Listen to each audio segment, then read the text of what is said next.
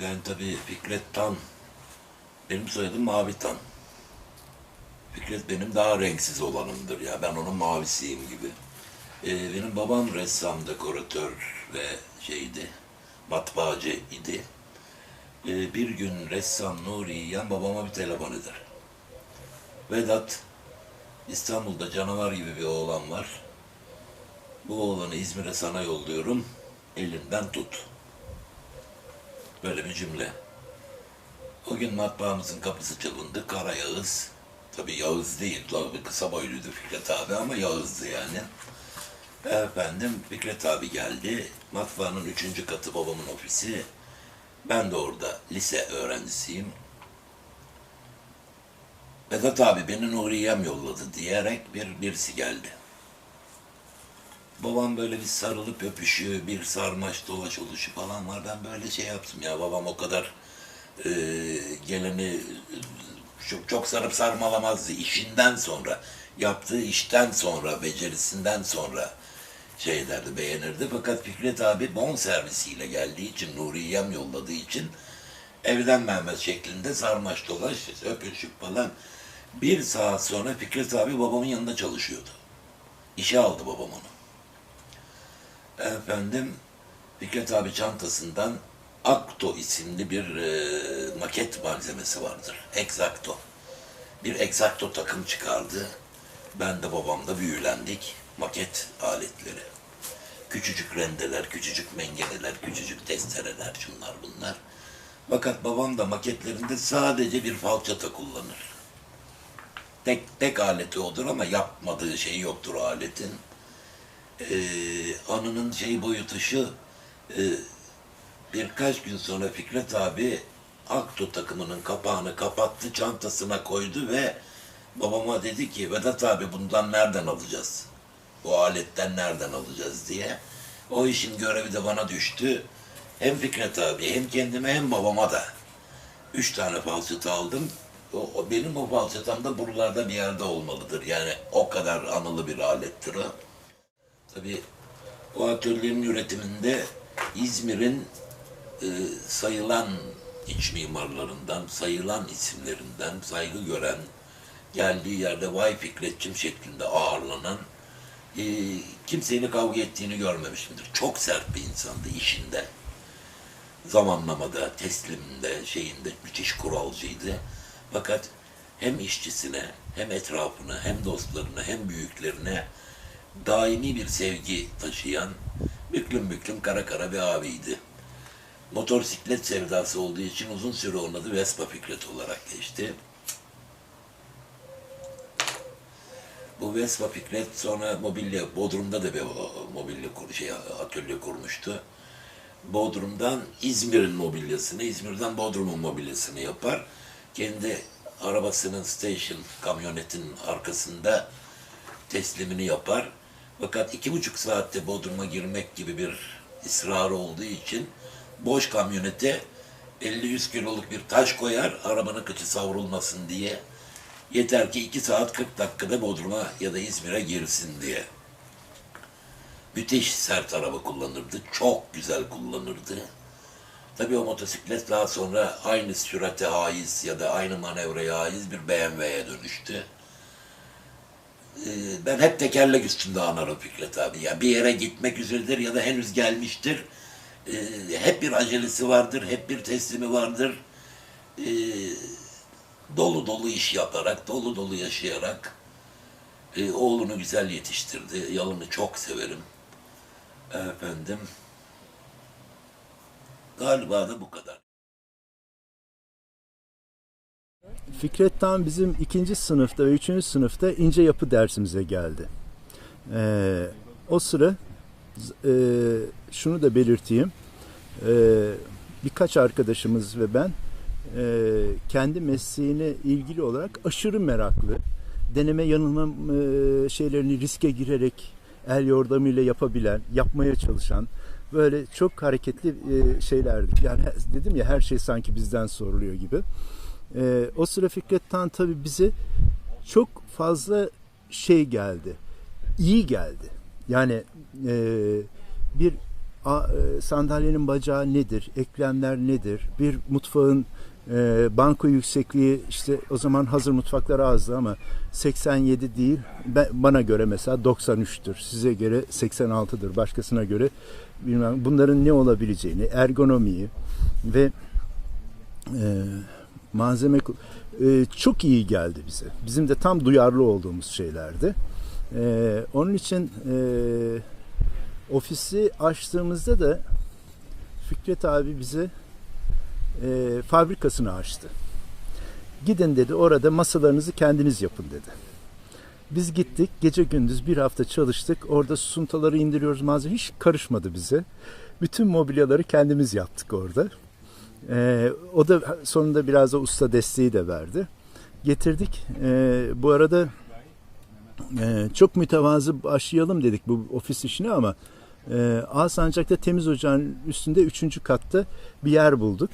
Bizi de yine o teşvik etti. Neden gidiyorsunuz mahalle aralarına falan? Gidin burada yapın dedi. Oraya geçtik. Hem projelerimizi yürütüyorduk hem de dedik dışarıdan işte bize dekorasyon ince yapı anlamında değil ama bir tabela işi gelir, bir şey gelir falan. Para kazanır mıyız acaba diyorduk.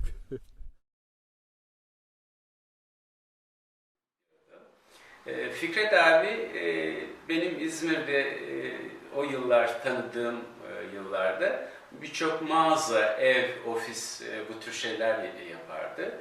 İlk dönemler daha çok böyle modern tarzda 1960'ların ilk modern tarzında bazı projeler oldu. Onlardan mesela enteresan bir örnek İzmir'deki Sevinç Pastanesi'dir. Sevinç Pastanesi'nde duvar rölyeflerinde işte gaz betonun enteresan bir örneklerini orada görebiliriz. Daha sonra ben pastanenin ikinci projesini ben yapmıştım. Dolayısıyla yıkarken, o şeyleri bozarken çok üzüldüm ondan sonra. Ama yapılacak da bir şey yoktu. Yeni bir kabuk yapılması gerekiyordu. Yeni bir düzenleme gerekiyordu. Günün şartları değişmişti. Pastanenin içerisinde işte soğutucular, değişik malzemeler, gereksinimler de günün şartlarına uymadığı için o dekorasyonu bozduk. Fakat o resimlerden elimde birkaç kare var, o örnekleri gösterebilirim size. Daha sonra Fikret abinin Alsancak'taki, Musa Bey'deki ofisine ara sıra gider gelirdim bu vesileyle. Alsancak'ta yaptığı enteresan projelerden birisi Bedesten mağazası. Ondan sonra çırpıcı kuyumculuk. Bunlar ilginç örneklerdi. Rustik tarzda, yani rustik tarzı çok iyi özümsemiş. Ondan sonra projelerinde, tasarımlarında bu dili çok iyi kullanan birisiydi ve kullandığı malzemeler ağırlıklı olarak ahşap, terforje, doğal mermer, ondan sonra mantar, mesela o dönemde şimdiki yalıtımda kullandığımız mantarı mesela kullanırdı. Benim çok ilgimi çekmişti örneğin. Ahşap mantar ilişkileri, Bedesten mağazası çok güzel bir mağazaydı ondan sonra. Bu dönemler yaptığı işlerde yani en küçük aksesuarına varıncaya kadar kendisinin tasarladığını görürüz. Yani bu dönem, o dönemde 1980'lerde tarza uygun dışarıda aksesuar bulmak, ondan sonra bu tür objeleri bulmak oldukça sıkıntılıydı. Tabii bu sıkıntıyı kendisi bildiği için o stile uygun küçük skeçlerle, küçük perspektiflerle oturur böyle, elinde sigarası, böyle keyifle onları böyle oya gibi işlerdi böyle. Durup böyle düşünür, çizer. Ondan sonra şurayı şunu yapalım, bunu şöyle getirelim falan şeklinde. Bir de tabii elinin altında bir atölyesinin olması büyük bir avantajdı. Tasarladığı projeleri, yapmış olduğu projelerdeki bu sabit mobilya olsun, hareketli mobilya olsun, hepsini tek tek uygulama, gördüğü bazı anatomik, ergonomik bozuklukları, şurasını 5 santim uzatalım, 2 santim şuradan alalım, arkasına eğim verelim. Yani sürekli böyle bir eksik, aksaklıkları düzelterek,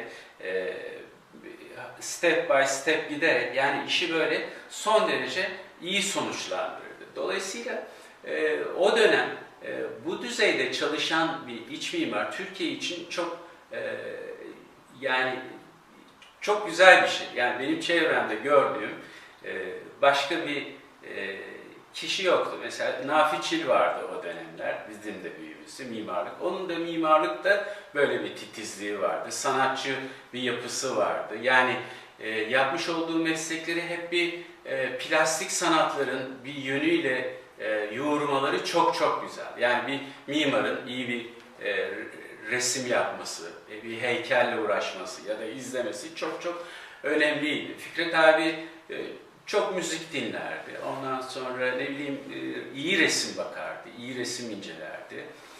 Dolayısıyla beslendiği çok güzel şeyler vardı.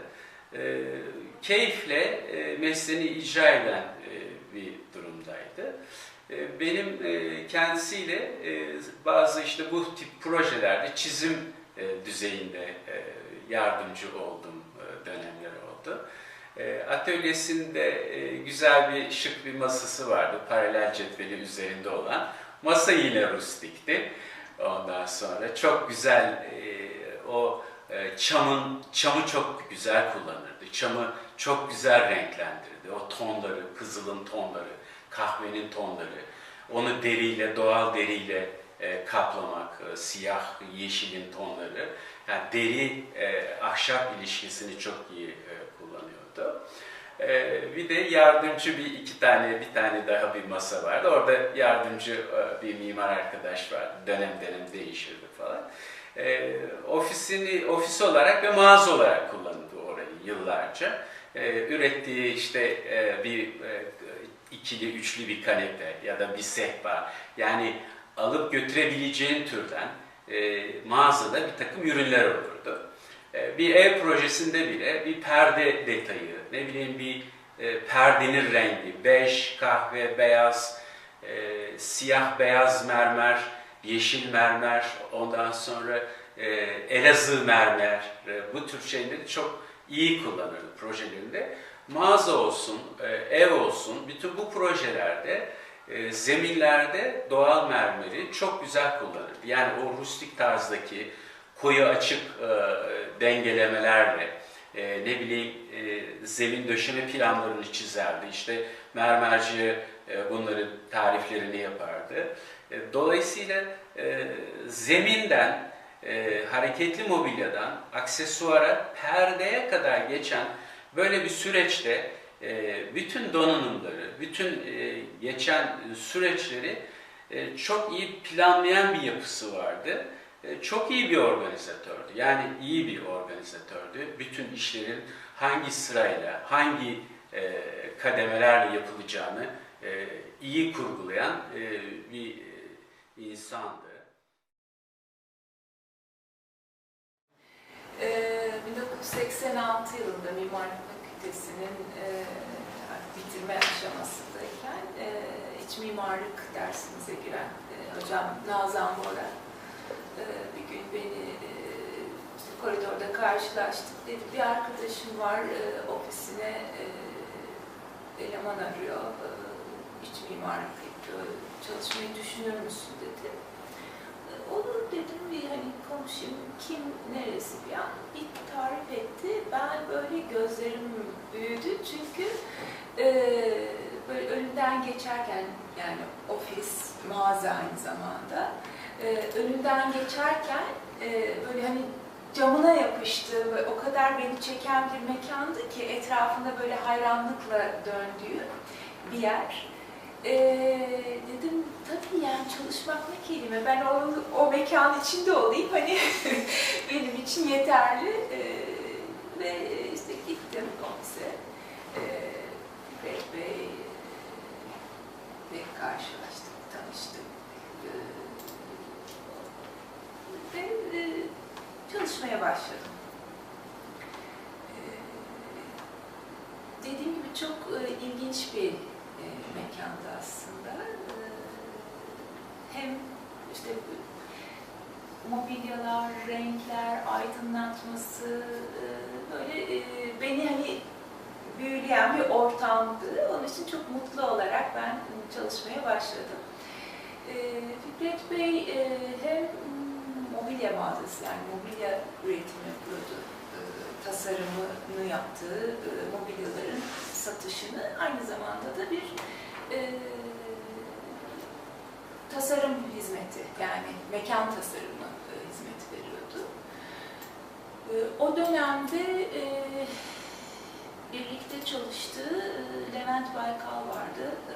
Ofiste aslında sağ kolu diyebileceğim bütün ofis organizasyonu, şantiye takibi gerçekten çok destek olan bir mimardı.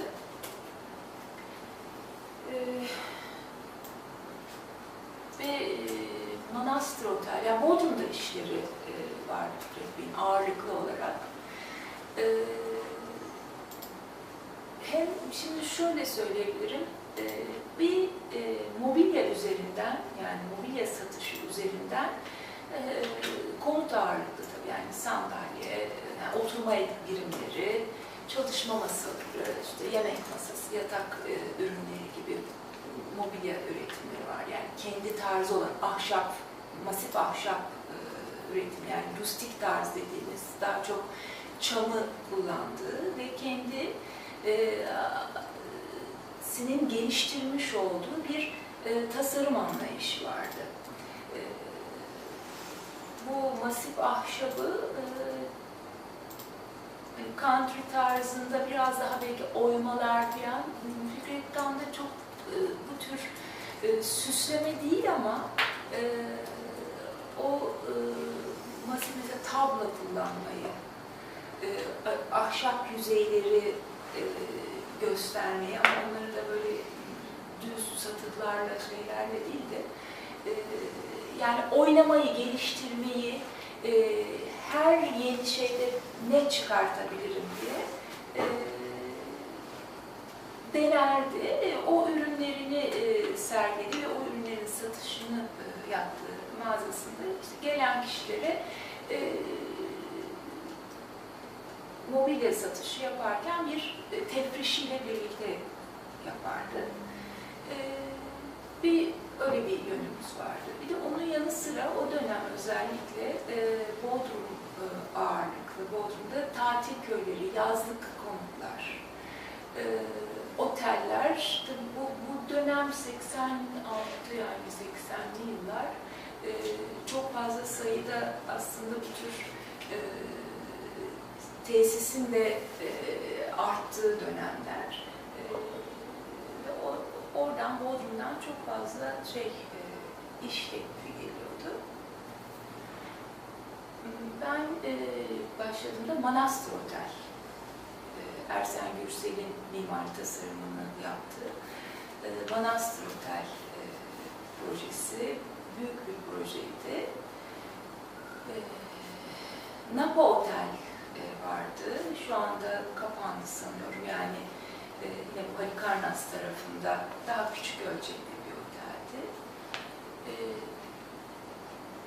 TMT falan yapılmıştı o dönem. TMT ve bazı eksik belki kalan mobilyalar gönderiyor olabilir. Evet, yani Bodrum'da ağırlıklı o işlerde çalıştık, o benim bulunduğum süre zarfında. Bir de İzmir'de Galeri Nur mağazası ki sahibi Mehmet Bey'e oldukça iş yapmış Fikret Bey. Ve bir kuyumcu, yani dükkan tasarımı, Fatoş kuyumculuktu yanılmıyorsam. Böyle şimdiki Sevinç Pastanesi'nin yanında böyle küçük bir dükkandı. Bu tür şeyler, işler vardı elinde, yani tasarım vardı. Böyle dediğim gibi bütün herkese sevecen, herkesi kucaklayan bir dost, yani dost gözüyle. İşe başladığınız zaman hani patronla değil de kendi işini yapıyormuş gibi bir şeyler yapıp işlerinde hep hevesten, hırsla başarılı olalım, daha iyi yapalım diye mücadele ederdik. Bizimle beraber diğer usta arkadaşlarımızla, yani bir tek bizden şey değil, gün geldi 40 kişi çalıştık, gün geldi 9 kişi çalıştık. Bunlar çok yani birbirimize bağlılığımızın şeyidir, ne bileyim referansıdır. Biz bugün Aydın Usta'nın dediği gibi şu an birbirimizden ayrıyız ama bir telefondan bir anda bir yere de gelebilme şansımız da var yani. Öyle bir ekibimiz vardı. İşte çok ne bileyim okurdu, seyrederdi. Baktığı bir şeye hani neresinde hata var, neresinde yok, onu kendi kafasına göre yorum yapardı. Yani insanlarla çok iyi geçinir. Hiçbir şekilde ben ağzından kötü bir kelime duymadım yani. Ki kızardık birbirimize. Şimdi iş yapıyorsun, benim de haklı olduğum yönler olur. Kendinin haklı olduğu yerlerde, gerçi hep onlar yani kendisi haklıdır. Yani bizi hep muhabbet eder ama biz de kendi ustalığımıza güvenerek bazı şeylerde iddia ederdik yani. Bunlar da yaşanırdı. Şimdi Fikret'le ilgili yaptığı projelerde oturur, birebir imalat resimleri biz yapmazdık. Belli bir çizgisi vardı. O lep dediği zaman biz leblebiyi anlardık. Ve yaptığımız projelerde bizim her işin karalama birer kağıdı vardı. Detaylar. Onun dışında oturup birebir projenin tamamını çizsin, imalat resimleri çizsin, biri onun resmini çizsin, tezgah versin yoktur. Bizim imalatımız hep karalama üzerine. A4 kağıdının üzerine ölçüleridir. Plan üzerinden her şey çıkar. Karalama kağıdında detaylar. Bunlar tezgah verilir, üretimi yapılır, montajı yapılır, o şekilde. Zaten çizgisi belliydi. Ama şunu diyeyim, Fikret Bey yaptığı projeyi proje olarak görmezdi. Oraya imzasını atardı. Fikret Bey'in her yaptığı bir imzadır. En son yaptığımız Ergün Otel, Uludağ'da. Bir ikincisini yapmadım. Abi dedim, niye yapmıyoruz? Yapalım bir oteller orada. Olmaz olur dedi. Onun taklidi olacak dedi. Yani benzeri olacak. Bizim çizgimiz belli değil. Bir yerde bir tane. Yani bakış açısı, mimari bakış açısı böyle. Ahşabı çok iyi bilirdi, çok iyi kullanırdı. Demirle bunu yorumlardı. Çok güzel günlerimiz geçti. Allah rahmet eylesin, nur içinde yatsın. Sizlere de böyle bir şey sunduğunuz için çok teşekkür ediyoruz. Bizim başka yapacağımız, söyleyeceğimiz bir şey yok. Bir de bende kalan hatıralarımdan bir tanesi şapkası. Çok sevdiği kabak çekirdeği, bilmeden getirdiğim yanında bulunsun diye kabak çekirdeğini şöyle dökeyim. Görün. Sigarası, belki çok şeylerde sebep olan, işte boş vakitlerinde vakit geçirmiş olduğu 52 kağıdı. Bunda dediğim gibi sadece beynini rahatlatsın diye bunlar yapardı. Sonra babamla da çok severlerdi, iyi anlaşırlardı. Babam da rahmetli oldu. Zarların ikisi de beraber otururlardı. Karaman'da yazdığı vardı o zaman. Beraber otururlar, karşılıklı tavla oynarlar. Ama yense de yenilse de Fikret Bey verirdi parasını. Zahir kendini tatmin etmek için yapardı. Böyle yani.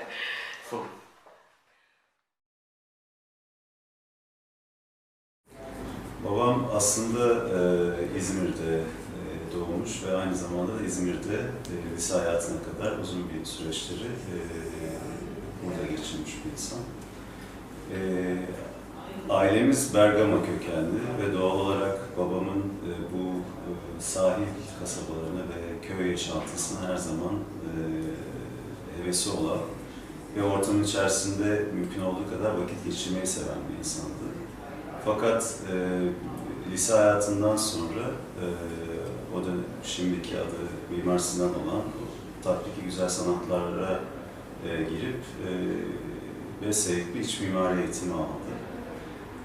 Kendisinden duyduğum hikayeler içerisinde 3. sınıfta ve 4. sınıfta okuldan bir grup arkadaşıyla kendi şirketini kurup hem okulda okuyup aynı zamanda da dışarıda iç mimarlık yapmaya gayret göstermiş. Tabii şu dönemde bakıldığı zaman onların aslında iç mimarlık dönemlerinin çok sancılı olduğu birçok hikayeyle karşılaştığını biliyorum. Şu an bile biz dönem olarak baktığımızda bulunduğumuz toplum itibariyle ve bir hayal sattığımız için işimiz çok kolay değil. Fakat o dönemde benim daha sonradan birçok duyduğum hikayeyle baktığımızda ilginç anılarım var. Özellikle bir psikolog arkadaşımın babası zamanında babama ofisini yaptırmaya gittiğinde arkadaşları demiş ki sen delirdin mi? İç mimara ev mi verilir? Oturken ofis mi verir? Sen otur kendin yap gibi böyle birçok farklı anıyla aslında karşılaşmış. Okula geldiği dönemde ise okulun süreçleri içerisinde tabii ki kendisini projelerinden gördüğüm kadarıyla çok farklı tarzları deneyerek bir evrim geçiriyor aslında kendisi. Fakat bir gün bakıyor ki aslında sadece İstanbul'da değil, dönüp İzmir'de bu yapmış olduğu mesleği idame ettirmesi çok daha sağlıklı olacağı için İzmir'e kendisi dönüyor. Ve burada bir atölye kurmaya karar veriyor. O dönemde farklı ortaklıklarla birkaç tane şirket denemesi olduktan sonra kendisi bağımsız bir mobilya line'ı çıkarmaya karar veriyor. Tabii babamın özellikle 60'lı ve 70'li yıllardaki projelerine baktığımız zaman bugün işte çağdaş diliyle yorumlayabileceğimiz aslında bir iç mimari anlayışı var. Ve mekandaki sadece iç mimari mekansal çözümlerin dışında ürüne ve mobilyaya odaklı çok fazla tasarımı olmasıyla sebep gün gelerek bunu yavaş yavaş aslında mobilya artı iç mimari, yani mobilya üretimi ve iç mimari çerçevesinde iki farklı güzergahta götürmeye çalışıyor. Dediğim gibi aslında babamın İzmirli olması, belki ailesinin de Bergama'ya bağlantılı olmasından köy hayatına ve oradaki yaşantıyla bağlantı olan aslında mekansal çözümlere ve perspektive çok yakın durmasından sebep zaman içerisinde kendi stilinde değişmeler görmeye başlıyoruz. Benim baba-oğul ilişkisi içerisinde her zaman ben kendimi şantiyelerde buldum. Babamla geçirdiğim birçok zaman aslında benim için şantiyeye gitmek demekti. İşte her aslında evlat belki babasından bir miras alır. Benim aldığım en büyük miras açıkçası mesleğine karşı olan o büyük aşk ve büyük inançtı. Yani hiçbir şey onu yıldırmadı. Yani ne sağlık problemi, ne işteki başarısızlıkları. Her zaman o inancı, yani söyleyebileceğim tek aslında miras babamdan kalan, mesleğine olan ve işine olan inancıydı sanırım.